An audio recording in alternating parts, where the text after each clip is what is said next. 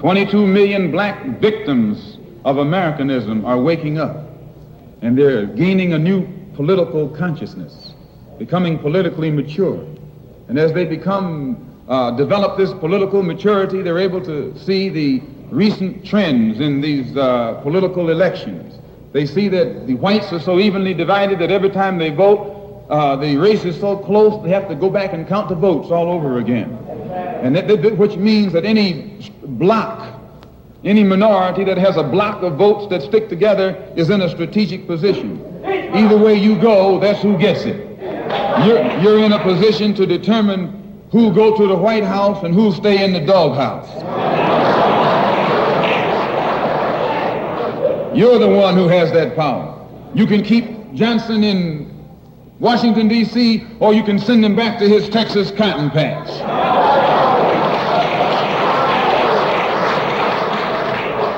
You're the one who sent Kennedy to Washington. You're the one who put the present Democratic administration in Washington, D.C. The whites were evenly divided. It was the fact that you threw 80% of your votes behind the Democrats that put the Democrats in the White House. When you see this, you can see that the Negro vote is the key factor. And despite the fact that you are in a position to be the determining factor, what do you get out of it? The Democrats have been in Washington, D.C. only because of the Negro vote. They've been down there 4 years.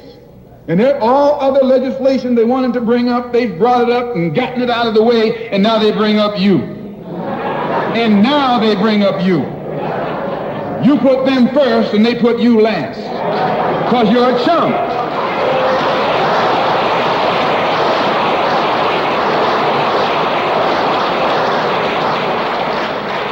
A political chump.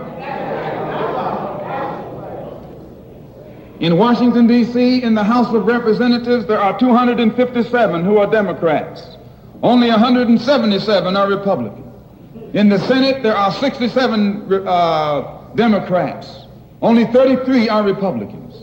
The party that you backed controls 2/3 of the House of Representatives and the Senate, and still they can't keep their promise to you because you're a chump.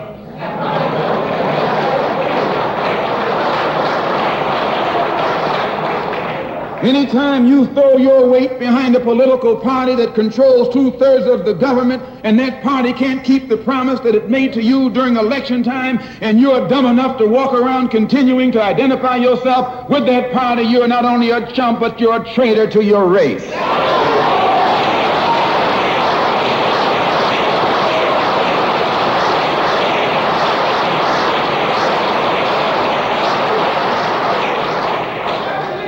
And what kind of alibi do they come up with? They try and pass the buck to the Dixiecrats. Now, back during the days when you were blind, deaf, and dumb, ignorant, politically immature, naturally you went along with that. But today, as your eyes come open and you develop political maturity, you're able to see and think for yourself. And you can see that a Dixiecrat is nothing but a Democrat in disguise. You look at the structure of the government that controls this country. It's controlled by 16 senatorial committees and 20 congressional committees. Of the 16 senatorial committees that run the government, 10 of them are in the hands of Southern segregationists. Of the 20 congressional committees that run the government, 12 of them are in the hands of Southern segregationists. And they're going to tell you and me that the South lost the war.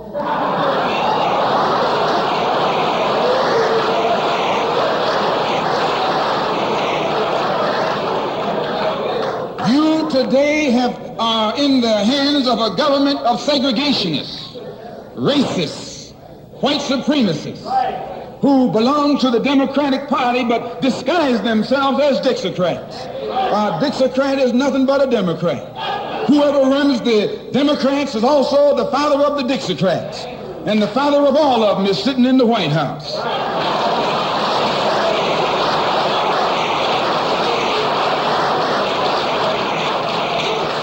I say, and I say it again, you got a president who's nothing but a Southern segregationist.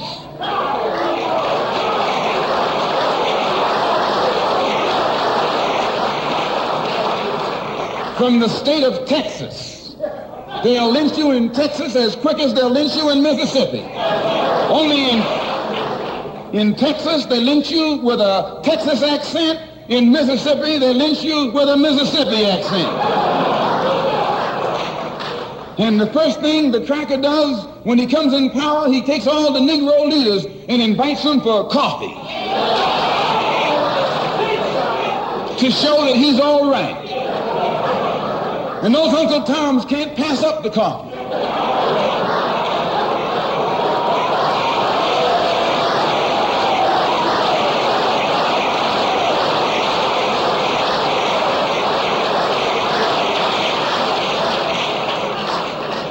They come away from the coffee table telling you and me that this man is all right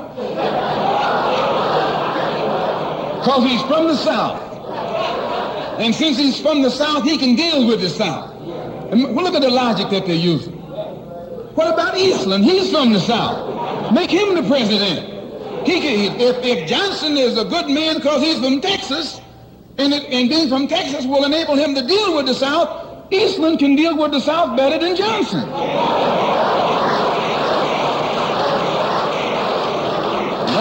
I say you've been misled. You've been had. You've been took.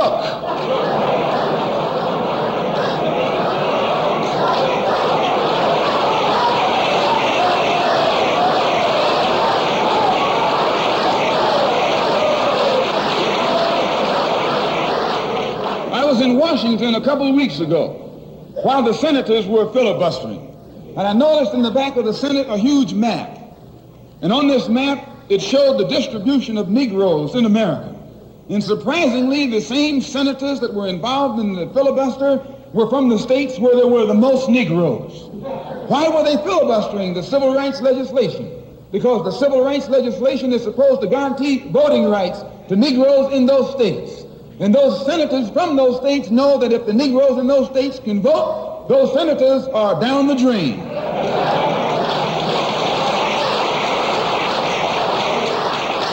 The representatives of those states go down the drain.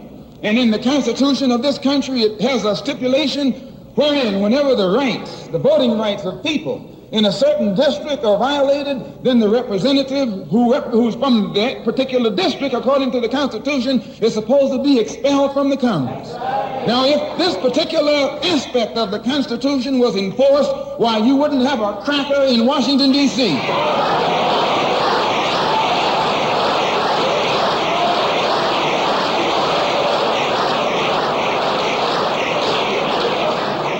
But what would happen when you expel the Dixiecrat? You're expelling the Democrat. When you destroy the power of the Dixiecrat, you're destroying the power of the Democratic Party. So how in the world can the Democratic Party in the South actually side with you in sincerity when all of its power is based in the South? These Northern Democrats are in cahoots with the Southern Democrats.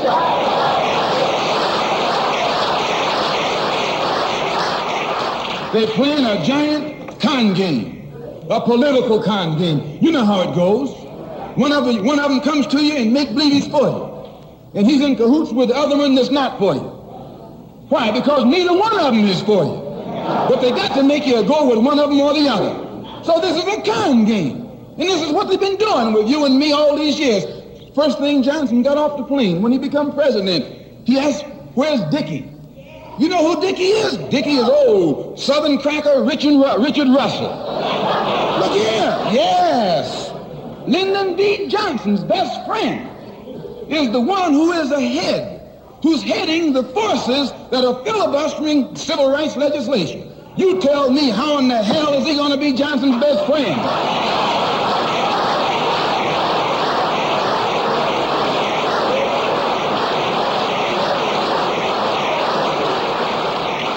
How can Johnson be his friend and your friend too? No, that man is too tricky, especially if his friend is still old Dickie.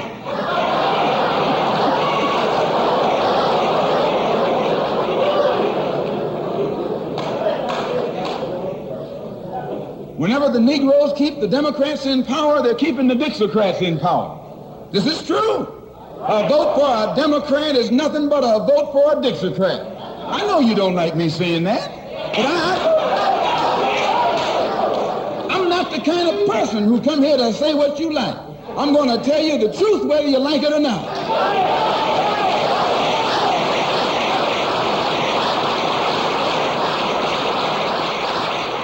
Up here in the North, you have the same thing. The Democratic Party don't do it. They don't do it that way. They got a thing that they call gerrymandering.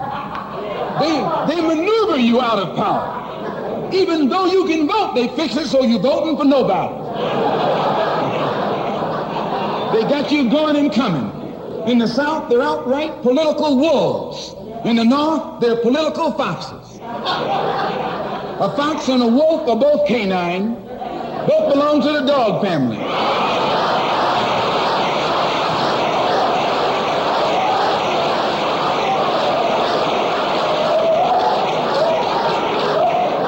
Now, you take your choice. You're going to choose a northern dog or a southern dog. Because either dog you choose, I guarantee you, you'll still be in the doghouse. This is why I say it's the ballot or the bullet. It's liberty or it's death. It's freedom for everybody or freedom for nobody.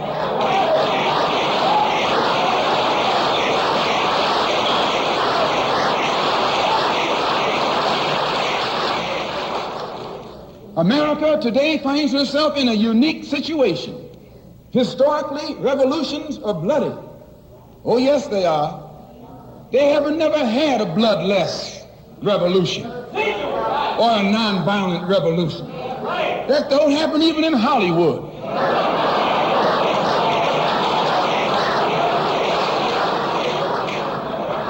You don't have a revolution in which you love your enemy. And you don't have a revolution in which you're begging the system of exploitation to integrate you into it. Revolutions overturn systems. Revolutions destroy systems. A revolution is bloody. But America is in a unique position. She's the only country in history in a position actually to become involved in a bloodless revolution. The Russian Revolution was bloody. Chinese Revolution was bloody. French Revolution was bloody. Cuban Revolution was bloody. And there was nothing more bloody than the American Revolution. But today, this country can become involved in a revolution that won't take bloodshed. All she's got to do is give the black man in this country everything that's doing. Everything.